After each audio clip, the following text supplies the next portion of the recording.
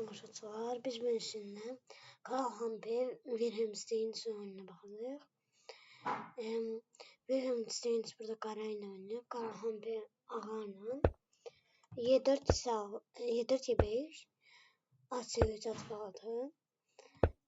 F4'e D5 oynayıb, dəyişəndən sonra 7'ye at D5 vurulub, F7'ye atlar dəyişib. Burada Wilhelm Steins vəzir H4 oynayıb. Burada şaha hücum edib. Şah piyada ilə qorumalıydı ya da ki Y2 basmalıydı. Piyada ilə qoruna bilməz idi. Çünki Y4'dan şah var idi. Top gedirdi. Məcburan şah Y2 oynayıb. Fil C4'dan sonra bağlama yaranıb. Məcburan atın çıxmalıydı. Atınla müdafiə olmalıydı. O da atınla müdafiə olandan sonra at sağlıqda oynayıb. Burada at Y5'i götürmək olardı. Bağlama dozuna görə at yenidən geridən götürə bilmir. D4 oynayanda piyadalını qoruyur.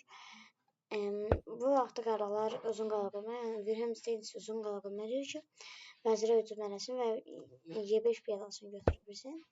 Fil D2 oynayandan sonra fil F3, F dəyişirlər. Burada at Y5 vurur. At Y5 vurur. D'yə vəzir C4 istəyirdi. Və ağlar atı götürəndən sonra fil C5 oynayıb. Burada F2-ni qoruyur. F2'də yəni vəzirin qoyub bir keçə mat eləmək istəyirdi. Vəzir Y1 oynayaraq F2-ni müdafiə ağlar F2'də yəni qara vəzirin F2'yə gəlməsinin və mat eləməsinin qarşısını kəsir. Bu zaman vəzir C4 oynayır. Şaha hücum edir. Filin də yolu kəsdiyinə görə şah məcburan D1'ə qaçmalıdır. D1'ə qaçandan sonra da C3'ü götürür. Buradan bağlamadır deyə fil götürə bilməz. Həm piyadaya hücum edir.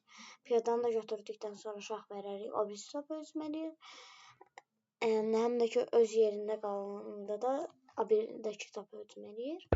Top məcburan B1'ə qaçır. Burada yəni vəzirin A1'də hücum elədiyi top artıq B1'də olur və B1'dəki top B7'yə hücum edir. Qaralar F3'ü götürür. Vəzirlə topa hücum edir. Baxın, şahla topa hücum edir. Yəni şaha hücum edildikdə də məcburan ya fillə ya da vəzirlə müdafiə etməli olur. Bu burada vəzirlə müdafiə edir. Fillə müdafiə etsəydi top getmirdi. Lakin vəzir Y2 oynayanda B5'e hücum eləsə də, yəni B5'e gəlib B7 və C5'e hücum eləsə də, qaralar burada vəzirini dəyişmir və ya topu götürmür. Qaralar burada möhtəşəm bir gediş top D2 oynayır. Burada şah məcburan götürməlidir. Vəzir götürə bilməz, bağlamadadır. Şah götürəndən sonra daldakı topu yenidən D8'ə qoyandan sonra şaha hücum edir. Şah məcburan C1 və Y1'ə qaçmalı olur. C1'ə getsəydi, yəni vəzir C3 kimi keçişlərə artıq uduzacaqdır. Ondan sonra şah C1'ə də A3'dən hücum edir. Artıq bu uduşa gedirdi qaralarda. Ağlar yəni də təslim olmadan top B2 oynayır. Top B2 yəni vəziri C8'ə qoyub B2'yə hücum edir. Burada vəzirlə ancaq B5 gələrək müdafiə etməli olur. Ağlar birinci şah verir. Həm də ki topun burada vəzir qaçandan sonra vəzir D2 nəticəsində onsuz da mat olacaqdı. Yəni vəziri topa dəyişdirəndən sonra D8'dəki top D1'ə gedəndən sonra mat olurdu. Burada şah qaçandan sonra vəzir B5 oynayıb B7'yə hücum edirdi hər ikisi. Həm də ki ağlar topu qoruya bilirdi. Ancaq yenə də vəzir D2 şah qaçdıqdan sonra şah və dəyişəndən sonra mat olur.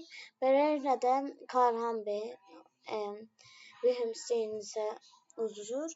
Wilhelm Steins qalib gəlir. Sağ olun tamaşaçılar. Görüşənədək.